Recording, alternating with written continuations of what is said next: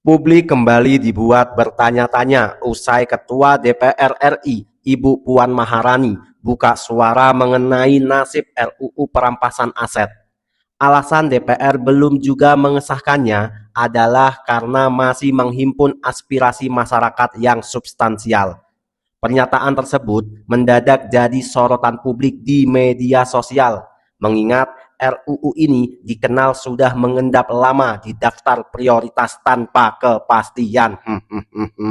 Bisa aja alasannya, Bu. Ya udah teman-teman, biar kita tahu perkembangan terbarunya, yuk kita simak penjelasannya. Tapi jangan lupa subscribe channel ini, Tiang Politik.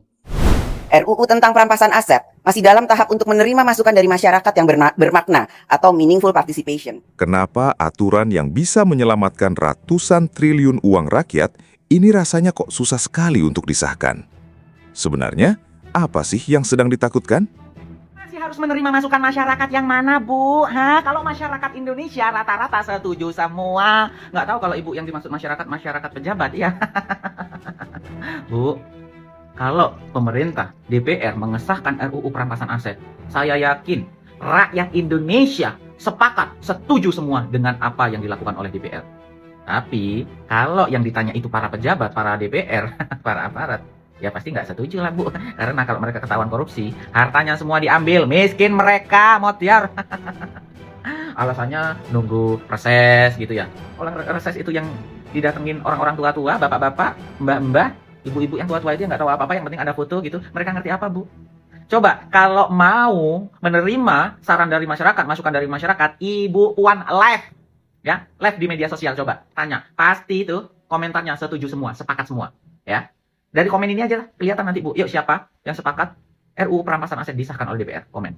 Ini masih banyak, Bu. Ditonton ya. Di saat rakyat kecil harus mandi keringat dan berjuang demi sesuap nasi tiap hari, uang pajak kita justru diduga terus digrogoti oleh segelintir oknum.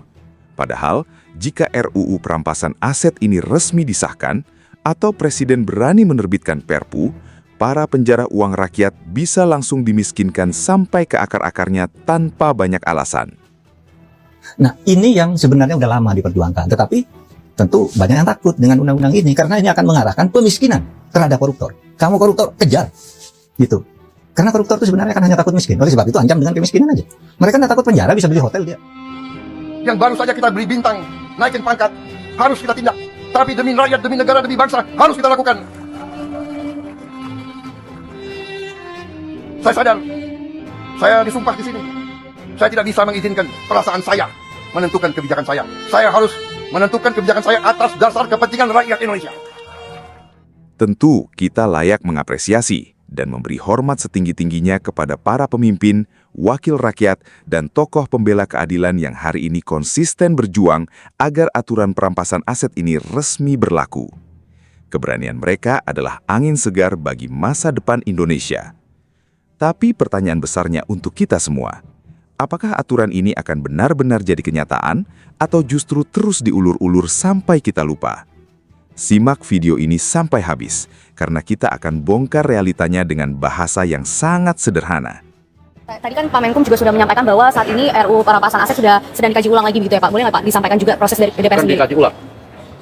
RUU perampasan aset pada saat ini sudah berproses di DPR, dan tentunya Dewan Perwakilan Rakyat Indonesia dan khususnya Komisi Teknis yaitu Komisi 3 yang sedang membahas pada saat ini sedang meminta partisipasi publik yang sedemikian banyak.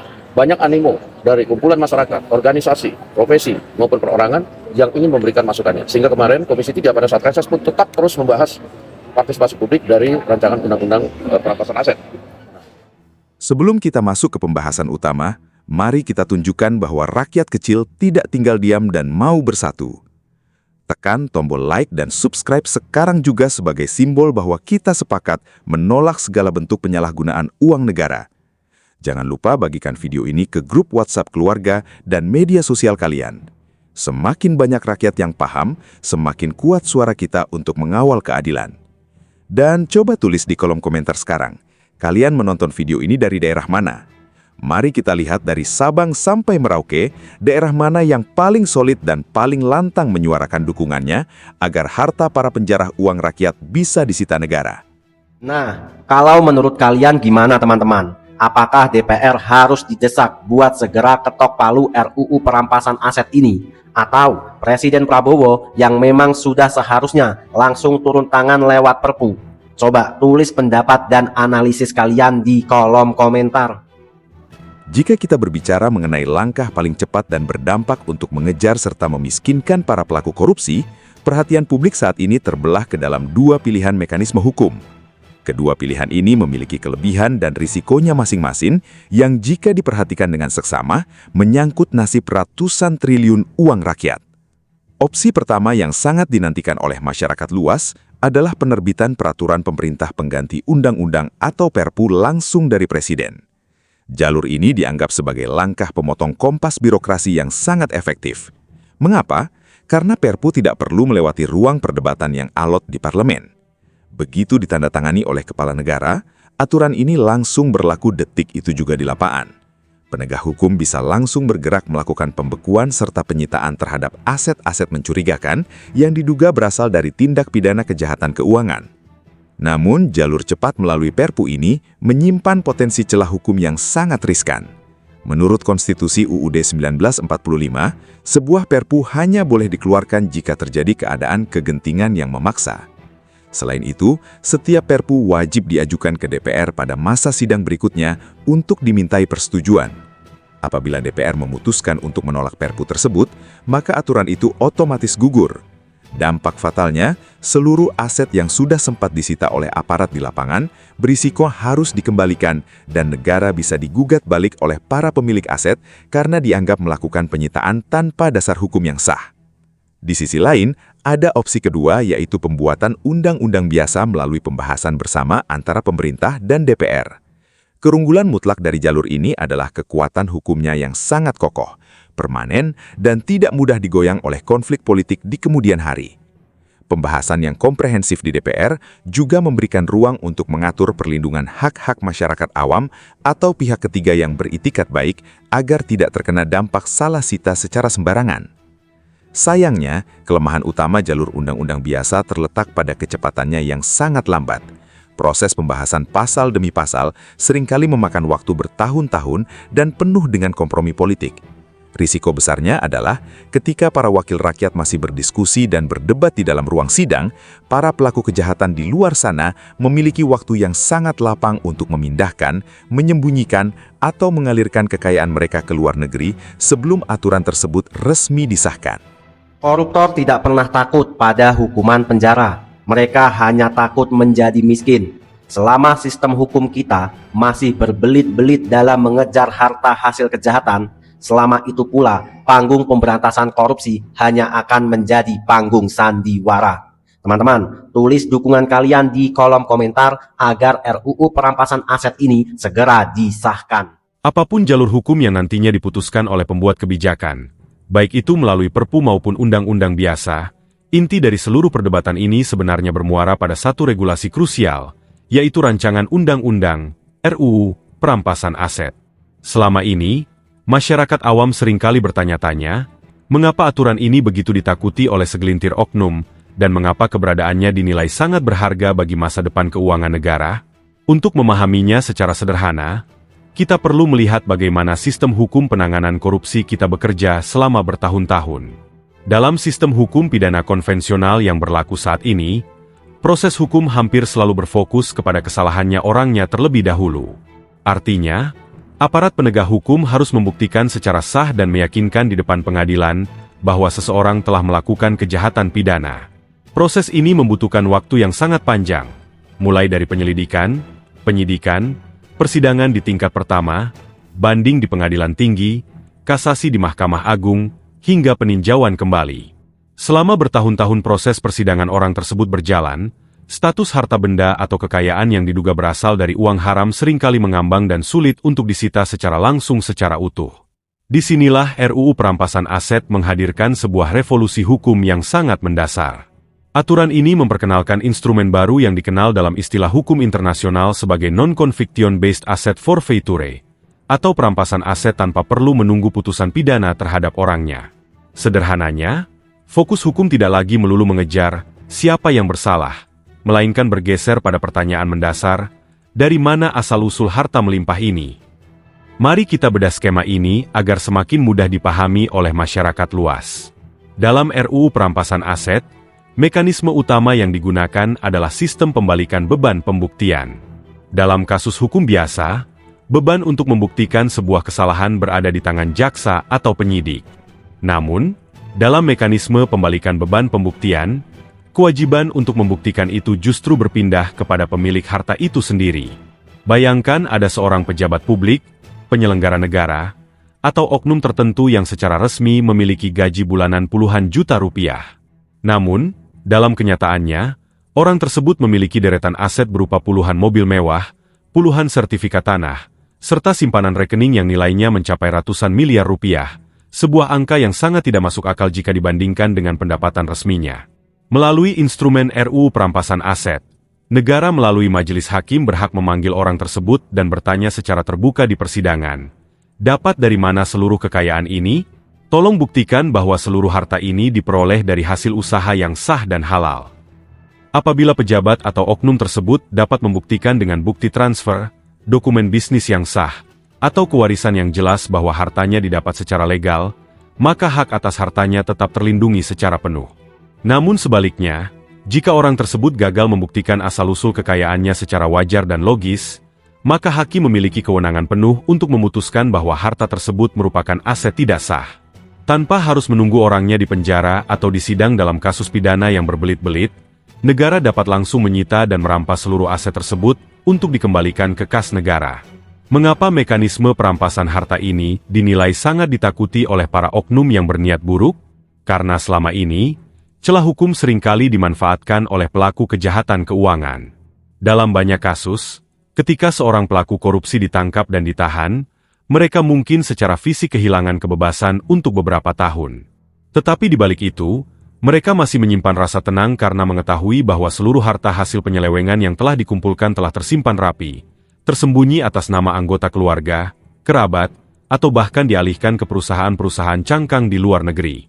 Bagi mereka, menjalani hukuman penjara hanyalah penundaan sementara, karena begitu bebas, kekayaan tersebut masih utuh menunggu untuk dinikmati. Dengan adanya RUU Perampasan Aset, celah dan kenyamanan tersebut ditutup rapat-rapat. Aturan ini memotong kemampuan pelaku untuk menikmati hasil kejahatannya. Jika hartanya sudah dirampas oleh negara di awal, maka insentif atau alasan utama orang untuk melakukan penyelewengan uang publik menjadi hilang. Tidak ada lagi gunanya menanggung risiko hukum jika pada akhirnya seluruh harta yang didapat dari cara-cara tidak sah akan amblas disita oleh negara, sampai tidak menyisakan 1 rupiah pun. Tentu saja, dalam penyusunan aturan yang begitu tegas ini, asas kehati-hatian dan perlindungan terhadap hak-hak warga negara tetap harus dijamin. RUU Perampasan Aset tidak dirancang untuk menjadi alat yang bisa menyita harta masyarakat umum secara sembarangan. Regulasi ini dirancang dengan kriteria yang jelas, ambang batas nilai aset yang signifikan, serta pengawasan peradilan yang ketat agar tidak disalahgunakan. Pihak ketiga yang beritikat baik, misalnya masyarakat awam yang secara tidak sengaja bertransaksi secara sah dan jujur dengan terduga oknum, tetap diberikan perlindungan hukum dan ruang untuk mengajukan keberatan yang adil di pengadilan. Pada akhirnya, keberadaan RUU Perampasan Aset adalah tentang mengembalikan fungsi keadilan yang sejati. Keadilan tidak hanya diukur dari berapa lama seorang pelanggar hukum dikurung di dalam sel tahanan, tetapi dari seberapa besar kerugian negara yang bisa diselamatkan dan dikembalikan kepada rakyat. Triliunan rupiah aset yang berhasil dirampas oleh negara dari hasil kejahatan keuangan dapat dialihkan secara langsung untuk membiayai pembangunan fasilitas publik yang sangat dibutuhkan oleh rakyat kecil, seperti perbaikan sekolah, subsidi kesehatan, bantuan pertanian, hingga pembangunan infrastruktur di daerah-daerah terpencil.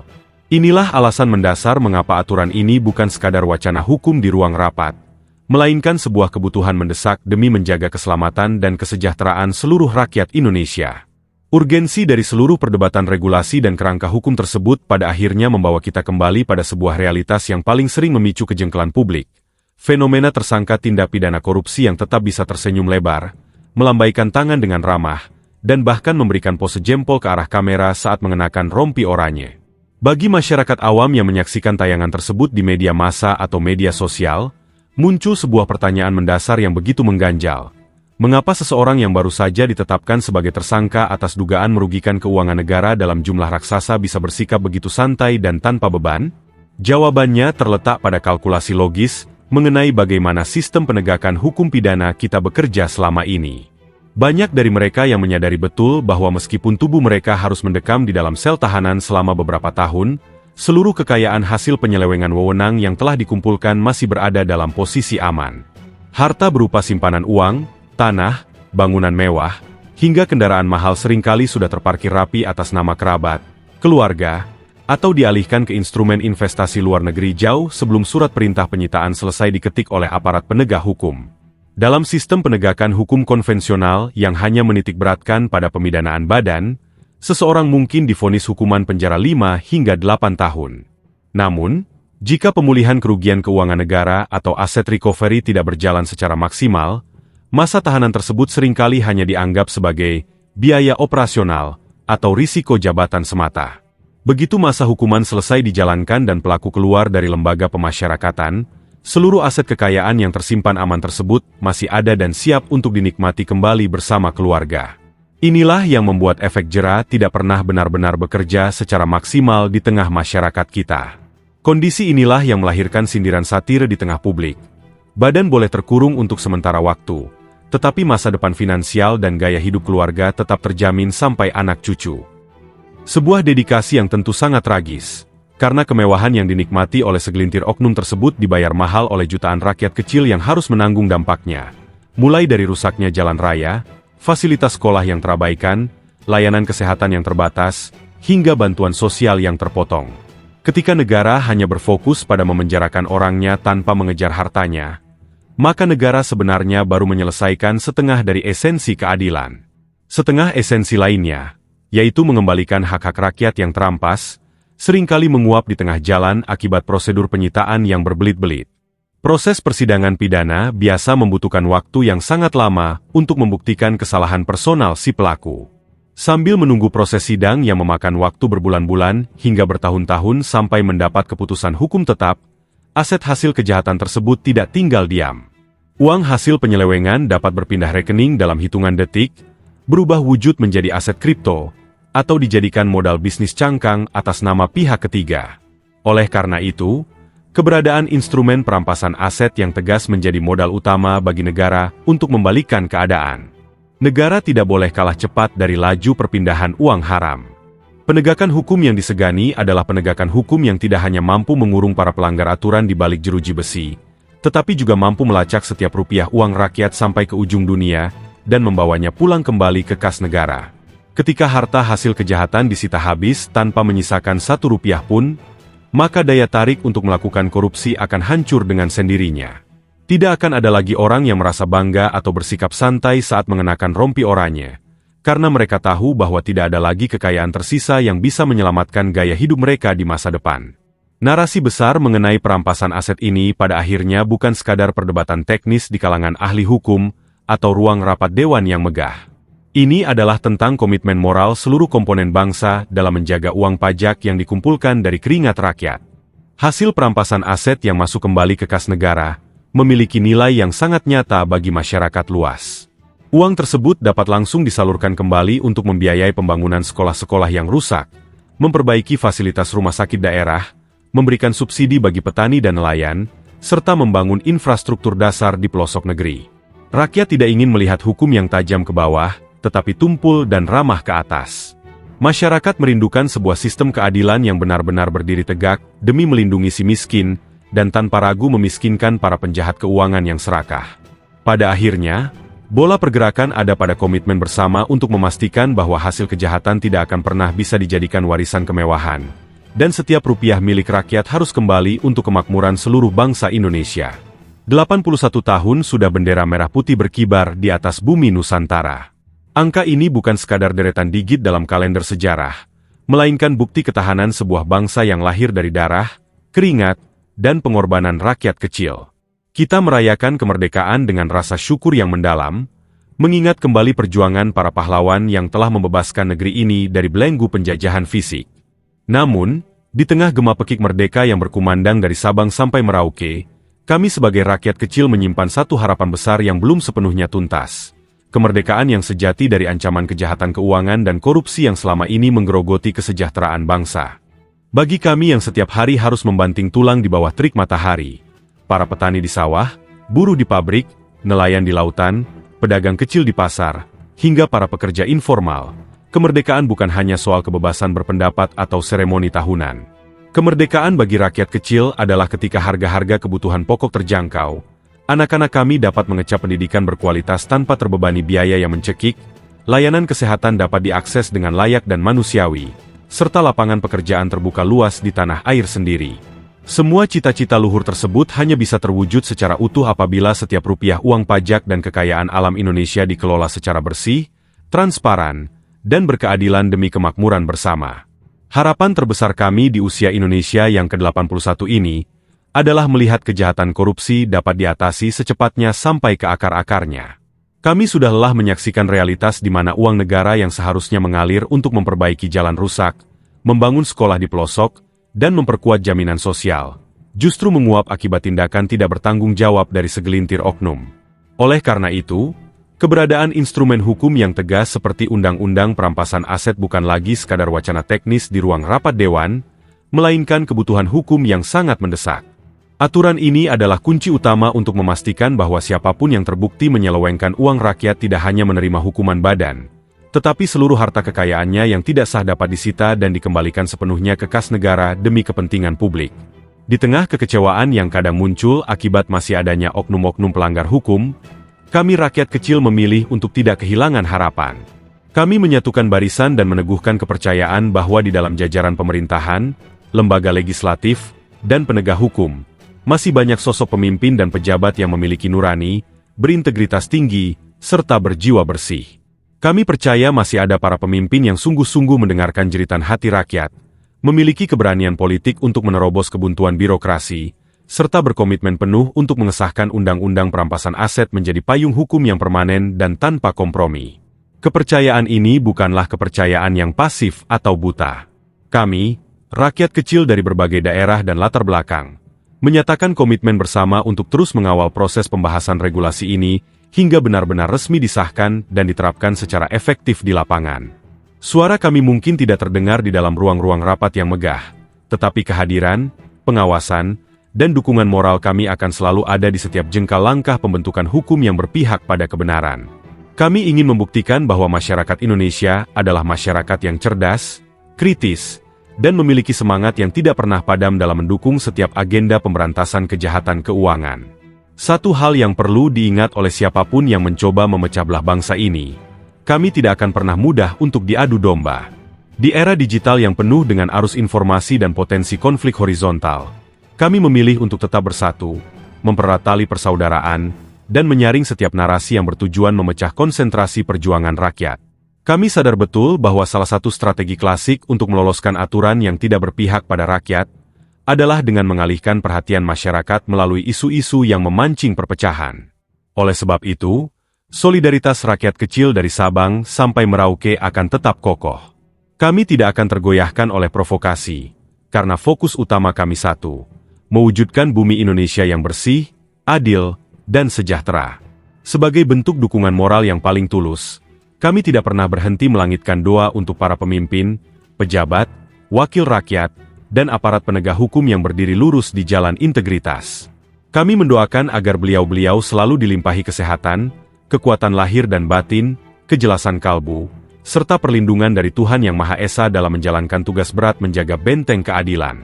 Keberanian para pemimpin bersih dalam memperjuangkan hak-hak rakyat adalah lentera penerang bagi masa depan generasi penerus bangsa. Memasuki era baru setelah peringatan kemerdekaan yang ke-81 ini, mari kita jadikan momentum ini sebagai titik balik penegakan hukum di Indonesia. Negeri yang kaya raya ini memiliki seluruh potensi untuk menjadi bangsa yang maju dan dihormati dunia. Syaratnya adalah kejujuran dan keberanian dalam mengelola tata kelola pemerintahan. Kami akan terus berdiri tegak, mengawal setiap prosesnya, dan memberikan dukungan penuh sampai Undang-Undang Perampasan Aset resmi berdiri kokoh demi menyelimuti bumi Indonesia dengan keadilan yang hakiki. Merdeka! Oke teman-teman, terima kasih masih bersama Tiang Politik. Teman-teman, setelah kita mendengarkan dan menyimak penjelasan yang panjang tadi, gimana pendapatnya, gimana opininya? Coba teman-teman tuangkan di kolom komentar. Mari kita berdiskusi bersama-sama, mari kita menggunakan akal sehat, jangan caci maki siapapun, jangan menyudutkan pihak manapun. Teman-teman, pernahkah kalian merasa geram saat melihat tayangan berita di TV? Seorang pejabat atau politisi ditangkap karena mencuri uang rakyat hingga miliaran atau triliunan rupiah. Namun, anehnya, saat berjalan keluar dari gedung penegak hukum memakai rompi oranye, wajahnya justru dipenuhi senyuman manis. Mereka santai, melambaikan tangan ke kamera, bahkan memberikan pose jempol seolah-olah sedang menghadiri acara jumpa fan. Teman-teman, mengapa fenomena senyum di balik rompi oranye ini seakan-akan terus berulang di negara kita? Jawabannya, kalau menurut saya teman-teman, mereka tahu hukum kita hanya bisa mengurung fisiknya, tetapi belum mampu menyapu bersih harta kekayaannya. Teman-teman, bagi para penjahat anggaran, masuk penjara itu bukan hal yang menakutkan. Karena katanya di dalam penjara mereka bisa mendapatkan fasilitas khusus. Sementara di luar, anak istrinya, terus selingkuhannya, dan keluarga besarnya, mereka masih bisa hidup mewah 7 turunan memakai uang hasil rampokannya. Harta tersebut teman-teman sudah aman tersimpan atas nama kerabat, diubah menjadi properti mewah, atau bahkan sudah kabur ke rekening bank asing di luar negeri sebelum surat penyitaan dari polisi atau jaksa selesai diketik. Pantesan mereka nggak kapok-kapok, pantesan mereka nggak bertaubat. Teman-teman, jika kondisi ini terus dibiarkan, lalu sampai kapanpun korupsi di Indonesia tidak akan pernah habis. Korupsi tidak pernah takut pada jeruji besi. Mereka hanya takut menjadi miskin. Jangankan jeruji besi, neraka jahanam pun mereka kayaknya nggak takut. Pantesan mereka itu biasanya itu teman-teman, serakah-serakah. Teman-teman, sistem hukum pidana yang dipakai selama ini memiliki kelemahan mendasar.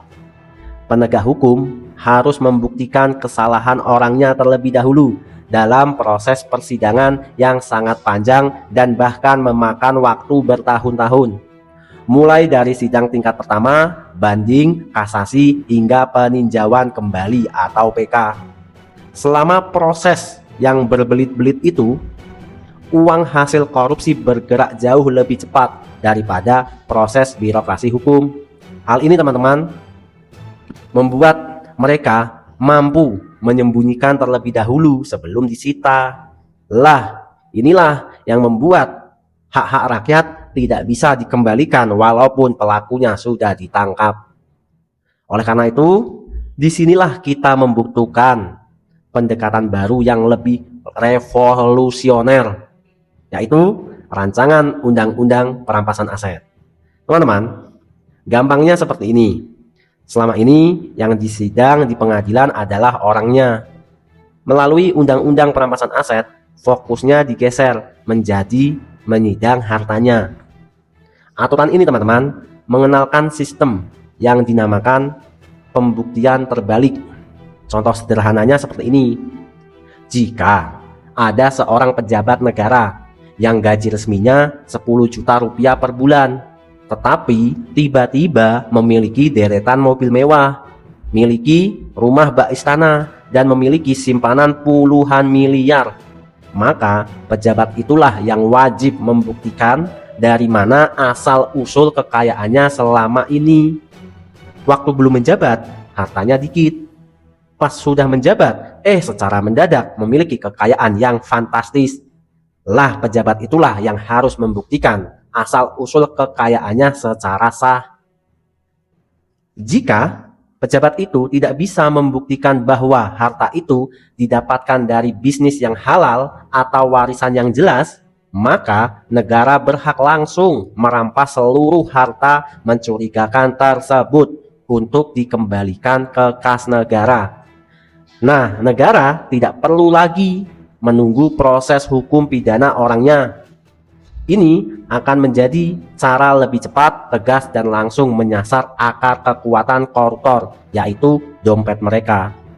Namun teman-teman, masalahnya aturan yang sangat diidam-idamkan rakyat ini sudah mengendap dan terombang-ambing di DPR selama bertahun-tahun tanpa pernah disahkan. Lantas mengapa para wakil rakyat terkesan enggan menyetujuinya? Kita semua tentu bisa menebak-nebak alasannya. Tapi kita harus yakin, harus optimis bahwa DPR itu sedang mengerjakannya secara hati-hati agar hukumnya, undang-undangnya nanti bisa menjadi undang-undang terbaik yang diinginkan oleh rakyat. Karena kita harus membuka mata juga teman-teman.